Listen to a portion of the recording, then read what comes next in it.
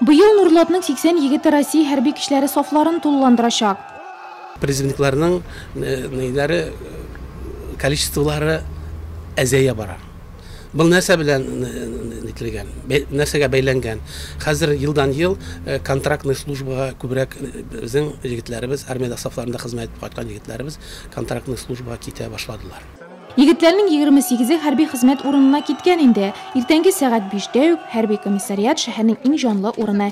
Әти-әниләр, туганнар, сөйгән кызлар барысы да биредә. Санаулы көннәрдә тагын 9 нурлатлы солдат шинели киячәк.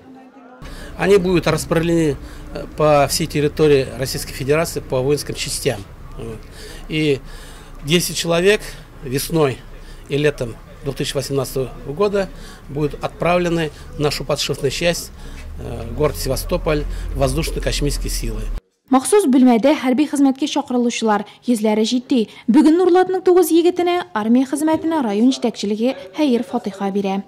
Где бы ни было, берегите себя. Помните, что вас ждут ваши родители, ваши братья и сестры, ваши родственники, друзья, у кого-то, наверное, девушки есть. Но при этом не забывайте, что вы защищаете свою родину. Если необходимо, вы, не задумываясь, должны грудью стать на защиту родины. И при этом не забудьте, что вы представляете Республику Татарстан. Армия хезмәте ул зур җаваплылык. Бер ел эчендә хәрби техника серләренә төшенәсе, хәрби устав кушканча яшисе була. Татарстан егетләре лаеклы хезмәт итә. Сез дә хәрби хезмәтне намус белән үтәп, ныгыган, көчле булып туган ягыгызга әйләнеп кайтыгыз. Намуслы хезмәт итегез, антыгызга тугры калыгыз. Әлеге наказ Татарстан Республикасы буенча Үзәк хәрби округ инспекторы, отставкадагы генерал-майор Анатолий Малоствовтан. Вы настоящем будете защитником, то после того, как вы примете присягу. Тогда уже все законы армейские, военные, уже будут действовать на вас как настоящего человека.